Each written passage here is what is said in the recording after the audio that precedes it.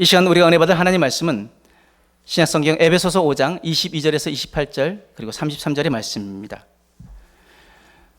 제가 가진 성경은 신약성경 315페이지, 316페이지에 있는 말씀, 에베소서 5장 22절에서 28절, 33절 말씀을 함께 같이 읽도록 하겠습니다. 함께 읽습니다. 아내들이여 자기 남편에게 복종하기를 주께 하듯 하라. 이는 남편이 아내의 머리됨이 그리스도께서 교회의 머리됨과 같음이니 그가 바로 몸의 구주시니라. 그러므로 교회가 그리스도에게 하듯 아내들도 범사에 자기 남편에게 복종할지니라. 남편들아 아내 사랑하기를 그리스도께서 교회를 사랑하시고 그 교회를 위하여 자신을 주심같이 하라. 이는 곧 물로 씻어 말씀으로 깨끗하게 하사 거룩하게 하시고 자기 앞에 영광스러운 교회로 세우사 티나 주름 잡힌 것이나 이런 것들이 없이 거룩하고 흠이 없게 하려 하심이라. 이와 같이 남편들도 자기 아내 사랑하기를 자기 자신과 같이 할지니 자기 아내를 사랑하는 자는 자기를 사랑하는 것이라. 그러나 너희도 각각 자기의 아내 사랑하기를 자신같이 하고 아내도 자기 남편을 존경하라. 아멘. 함께 읽은 말씀을 가지고 행복한 가정을 꿈꾸십니까? 라는 제목으로 함께 은혜를 나누기를 원합니다. 2024년 통계청 사회조사에 따르면 결혼은 더 이상 인생의 필수가 아닌 선택으로 인식되고 있습니다. 결혼은 해야 한다고 생각하는 비율은 52.5%로 남성이 여성보다 결혼의 필요성을 더 크게 느끼는 경향을 보입니다.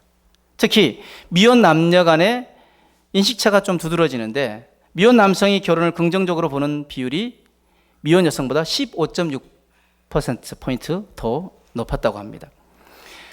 그런데 결혼을 미루는 주요 이유로는 가장 큰 이유가 31.3% 경제적 부담, 그리고 다음은 출산 양육의 부담이 15.4%, 그리고 12.9%가 고용 불안정 순이었습니다. 미혼 남성은 고용 불안정을, 미혼 여성은 결혼의 필요성을 느끼지 않음, 이게 가장 큰 이유로 꼽았다고 합니다. 요즘 우리 여성분들이 결혼 필요 없어 하신 분들이 좀 있다고 하는데, 결혼에 대한 현대인의 생각은 어떻습니까? 많은 사람들이 결혼은 곧 실패로 끝날 것으로 생각합니다. 나는 절대 결혼하지 않을 거야. 결혼하고 나서 행복한 사람을 본 적이 없기 때문이야. 이런 생각 때문에 어떤 말이 나옵니까? 결혼은 무덤이다. 이런 말까지 나오며 결혼에 대한 부정적인 생각을 가지게 됩니다.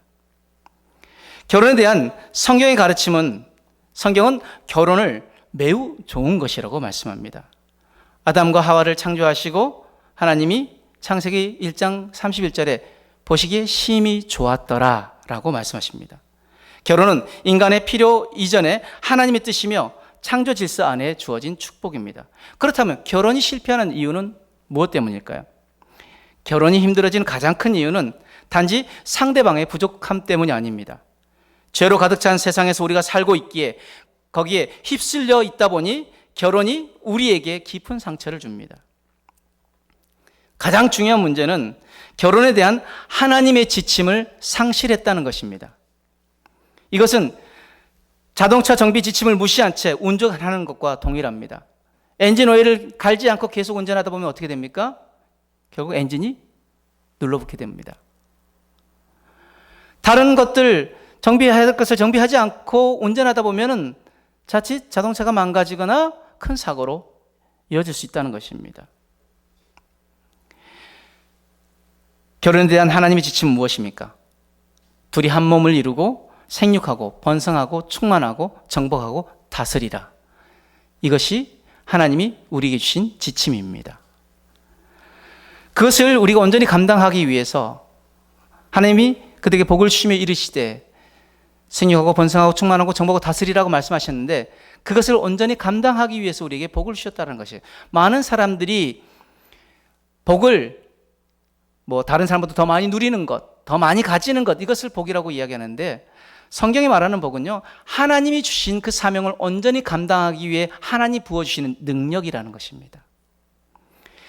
하나님께서 가정을 온전히 하나 되어지게 하기 위해서, 그리고 그 가정이 하나님 뜻대로 생육하고 번성하고 충만하고 정복하고 다스리게 하시기 위해서 하나님이 우리의 가정 가운데 복을 허락하셨다는 것입니다. 그리고 그 가정을 허락하셨다는 것이죠. 이것이 바로 하나님이 남자와 여자가 둘이 하나가 되어져서 결혼의 가정을 이루는 하나님의 뜻을 분명히 말씀을 통해서 보여주신 것입니다. 결혼은 하나님이 주신 좋은 선물입니다. 하지만 우리는 그 선물을 제대로 사용하는 방법을 모르고 세상의 방식에 따라 결혼 생활을 꾸리려 합니다. 그러니 상처가 생기고 다툼이 일어나고 고통이 찾아오는 것입니다. 결혼에 대한 하나님의 생각은 무엇입니까? 사람을 창조하기 전까지 모든 것을 만드시며 언제나 하나님은 보시기에 좋았더라라고 말씀하십니다. 그러나 남자를 보시고 부족하다고 하셨습니다. 창세기 2장 18절 말씀. 여호와 하나님이 이르시되 사람이 혼자 사는 것이 좋지 아니하니 내가 그를 위하여 돕는 배필을 지으리라 하시니라. 창조하신 것 가운데 오직 한 가지, 여자가 없는 남자에 대해서만 좋지 않다는 평가를 하셨습니다. 그리고 여자를 창조하심으로 하나님의 창조 행위가 완전해지셨습니다. 그리고 그것을 보시고 하나님께서 뭐라고 말씀하십니까? 보시기에 심히 좋았더라 라고 말씀하시는 것이죠. 그러므로 결혼은 좋은 것입니다. 반응이 별로 없습니다. 결혼은 좋은 것입니다. 결혼이 실패하는 것은 하나님의 실패가 아니라 인간의 실패입니다. 왜 실패합니까? 그것은 결혼에 대한 하나님의 뜻을 따르지 않았기 때문입니다. 바울은 이것을 알고 아내와 남편에게 교훈을 주고 있습니다. 아내에게는 자기 남편들에게 복종해야 한다. 그리고 남편은 아내를 사랑하고 헌신함으로 가정의 머리가 되어야 한다. 이것을 말하고 있습니다. 먼저 아내들에게 주는 교훈은 무엇입니까? 선행되어지는 교훈이 있는데 지금 아내에게 주는 교훈 전에 분명히 말씀하신 것이 있었습니다. 에베소서 5장 21절 말씀에 그리스도를 경외함으로 피차 복종하라. 이 복종하라, 이 단어는 앞의 동사와 연결되는 분사입니다. 이는 18절에 성령 충만함을 받으라, 이 말씀이 의미하는 것이 무엇인지를 보여줍니다. 5장 18절 말씀, 술 취하지 말라, 이는 방탕한 것이니 오직 성령으로 충만을 받으라. 지금 성령 충만한 삶, 그것은 무엇을 이야기합니까? 에베소서 5장 19절에서 20절 말씀 우리 같이 한번 읽어봅니다. 에베소서 5장 19절에서 20절 시작. 시와 찬송과 신령한 노래들로 서로 화답하며 너희의 마음으로 주께 노래하며 찬송하며 범사에 우리 주 예수 그리스도의 이름으로 항상 아버지 하나님께 감사하며. 아멘. 성령 충만한 삶은 뭐라고 이야기합니까? 서로 화답하며 주께 노래하며 찬송하며 하나님께 감사하는 삶이라고 이야기하십니다. 그런데 성령 충만한 삶의 관계 속에서 특징이 나타나는데 에베소서 5장 24절에서 25절 그러므로 교회가 그리스도에게 하듯 아내들도 범사에 자기 남편에게 복종할지니라. 남편들아 아내 사랑하기를 그리스도께서 교회를 사랑하시고 그 교회를 위하여 자신을 주심같이 하라. 지금 성령 충만한 삶의 관계 속에서 나타나는 특징은 아내는 남편에게 복종하고 남편은 아내를 사랑한다는 것입니다. 그런데 우리가 가진 오해가 있습니다. 남편에게 복종하기 쉽지 않습니다. 아내 사랑하기 정말 쉽지 않습니다. 그런데요, 에베소서 5장 6장에서 바울이 가장 관심을 가지고 가르치는 단어가 바로 복종입니다. 복종이라는 단어는 에베소서 5장 18절에서 21절에 말한 성령 충만한 삶의 연장선에 있습니다. 성령 충만하면 우리는 시와 찬미로 노래하고 감사하며 서로를 존중하게 되어집니다. 오해하지 말아야 할 것은 이 복종은 여자가 남자보다 열등하다는 뜻이 아니라는 점입니다. 아내도 하나님의 형상으로 지음받은 존귀한 존재입니다.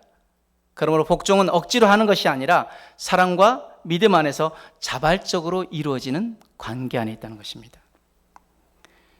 아내들이 진정으로 원하는 남편은 어떤 사람일까요? 아내에게 모든 것을 맡기고 우유부단하게 흔들리는 남편이 아니라 자신 있게 가정을 이끌고 보호하며 책임을 다하는 남편을 아내는 원할 것입니다. 하나님은 그런 남편을 세우시고 아내는 그런 남편을 존경하고 따르기를 원합니다.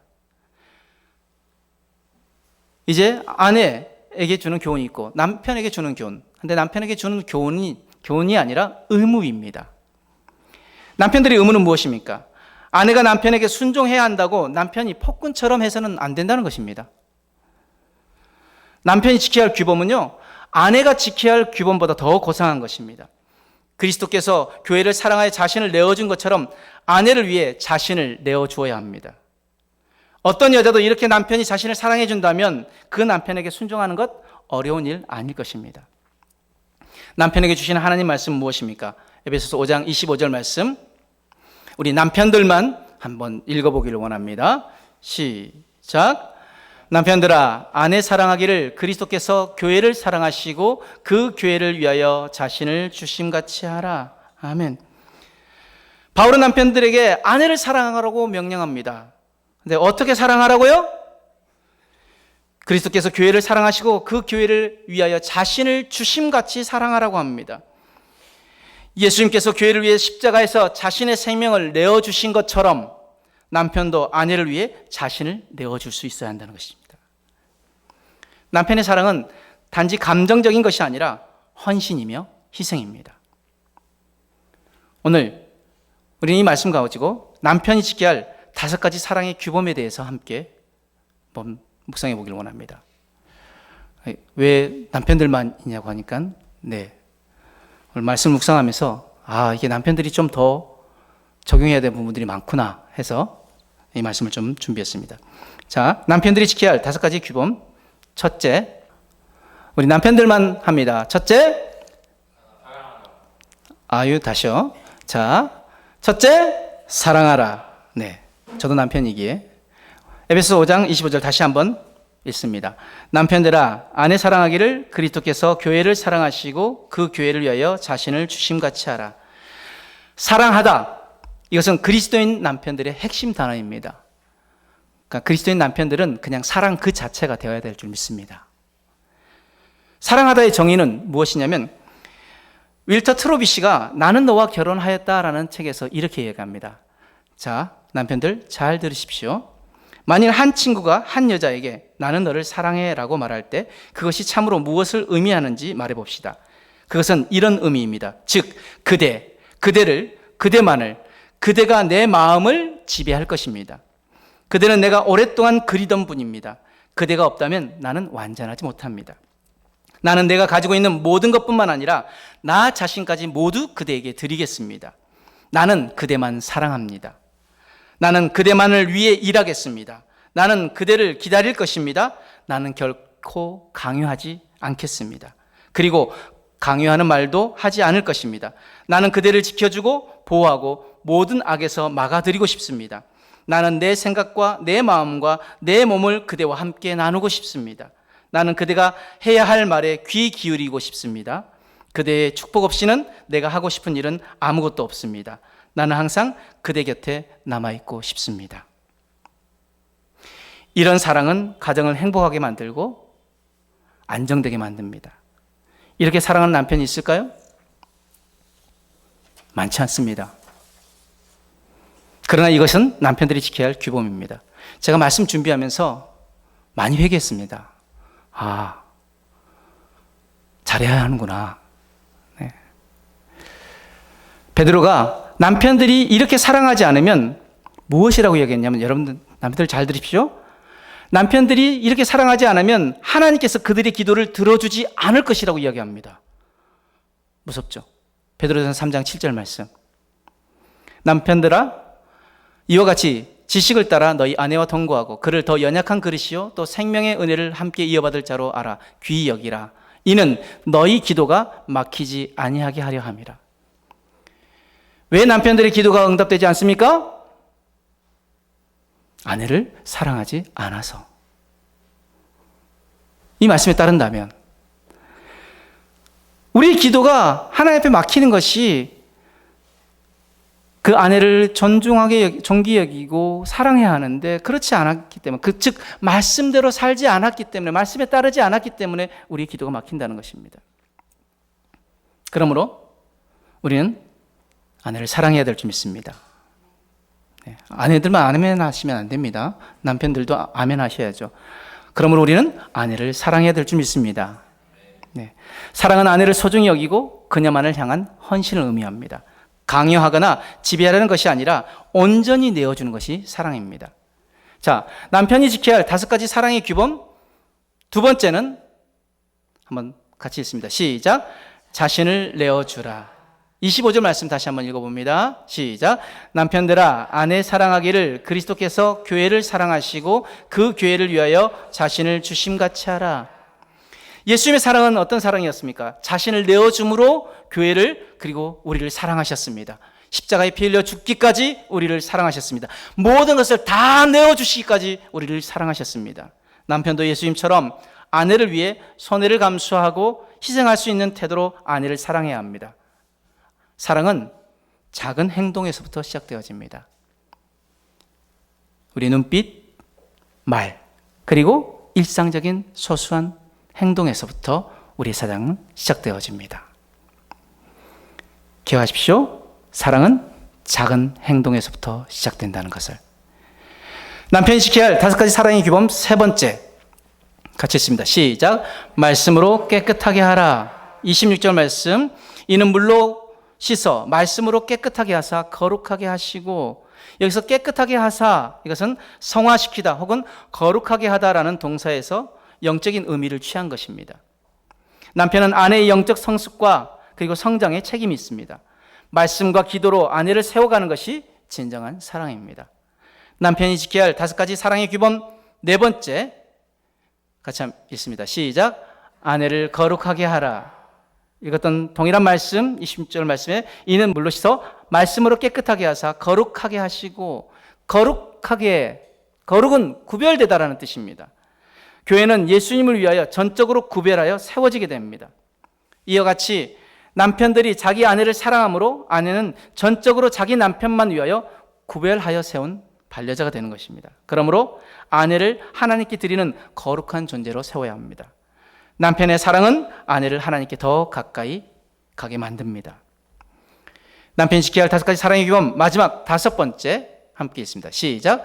영광스러운 아내로 세우라. 27절 말씀 같이 읽습니다. 자기 앞에 영광스러운 교회로 세우사 티나 주름 잡힌 것이나 이런 것들이 없이 거룩하고 흠이 없게 하려 하심이라. 아멘. 남편은 아내가 잠재력을 발휘하고 하나님 앞에 영광스럽게 설 수 있도록 도와줘야 합니다. 그래서 존 스토트는 이렇게 이야기합니다. 그래서 남편은 아내를 억누르고 망치기 위하여 혹은 자기 존재에 대하여 아내가 좌절하도록 자신의 머리됨을 사용하지 않아야 한다. 아내에 대한 남편의 사랑은 이런 모습과는 정확히 반대의 길로 인도할 것이다. 어떤 모습이요? 아내를 억누르거나 그리고 자기의 머리됨을 사용하지 않는다는 것이죠. 남편은 아내가 하나님 앞에서 자신의 잠재력을 완전히 개발하여 궁극적으로 자기 자신을 진정으로 완성하게 되도록 아내를 위하여 희생하게 될 것이다. 말씀의 결론으로 행복한 결혼은 가능합니다. 왜냐하면 결혼은 하나님이 주신 축복이기 때문입니다. 사랑하는 남편과 행복한 아내가 되는 것은 이상적인 그림이 아니라 실제로 우리가 이룰 수 있는 삶입니다. 우리가 실패하는 이유는 우리의 죄 때문인지 결혼 자체가 실패한 제도가 아니라는 것입니다.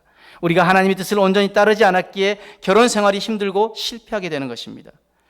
행복한 가정이 되려면 어떻게 해야 합니까? 결혼은 하나님께서 그리스도인의 신분으로서 남자와 여자가 서로 상대방을 통해 최고의 행복을 얻기 위해 만드셨습니다. 오늘 이 말씀을 가지고 우리가 좀 적용할 때 오늘 한 분이 이야기한 것을 가지고 적용을 하길 원하는데, 에드 휘트라는 분이 부부에게 드리는 사랑이 가득한 결혼생활이라는 책에서 최상의 결혼생활을 위한 4가지 비밀을 이야기했습니다. 첫 번째, 축복입니다. 이 축복은 배우자를 위해서 기도하는 것입니다. 두 번째, 세움입니다. 배우자를 칭찬하고 격려하는 것입니다. 세 번째, 나눔입니다. 함께 듣고 말하고 고민을 공유하는 것입니다. 네 번째, 접촉입니다. 따뜻한 스킨십과 배려의 표현하기입니다. 가장 중요한 것은 축복하고 세우고 나누고 배려를 표현하는 것도 중요하지만 더 중요한 것은 서로 간에 피차 복종하고 죽게 하듯 서로를 대한다면 하나님이 기뻐하시는 행복한 가정 될 수 있습니다.